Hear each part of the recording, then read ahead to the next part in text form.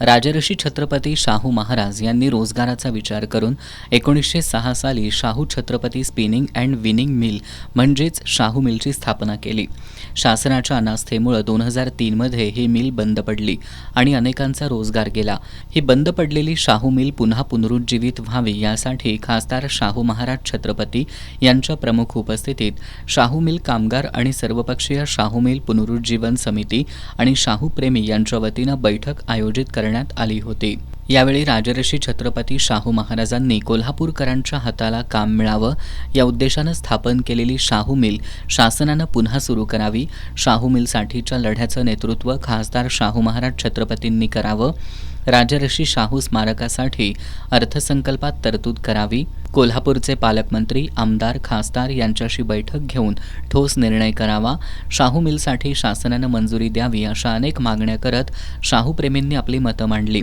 यावेळी बोलताना समितीचे ॲडव्होकेट बाबा इंदुलकर यांनी शाहू मिल सुरू झाल्यानंतर शाहू मिलच्या माजी कर्मचाऱ्यांच्या मुलांना प्राधान्यानं रोजगार उपलब्ध करून द्यावा अशी मागणी केली. शिवसेना उद्धव बाळासाहेब ठाकरे पक्षाचे संपर्क प्रमुख विजय देवणे यांनी संघर्ष केल्याशिवाय कोल्हापूरला काहीच मिळालेलं नाही.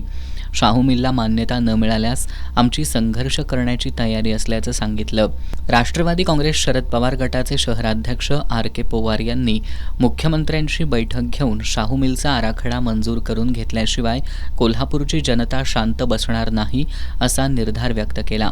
डी.जी. भास्कर यांनी कोल्हापुरात उद्योजकता वाढवणं यासाठी शासनानं शाहू मिल सुरू करावी, शासनानं यासाठी भरीव निधीची तरतूद करावी अशी मागणी करत शाहू मिलला मान्यता मिळाली नाही तर लाखोंच्या संख्येनं कोल्हापूरची जनता रस्त्यावर उतरून संघर्ष करण्यासाठी तयार असल्याचं त्यांनी सांगितलं. माजी नगरसेवक शिवाजी कवाळे यांनी खासदार शाहू महाराज छत्रपतींनी फक्त आदेश द्यावा, आम्ही लढ्यासाठी तयार आहोत असं सांगितलं.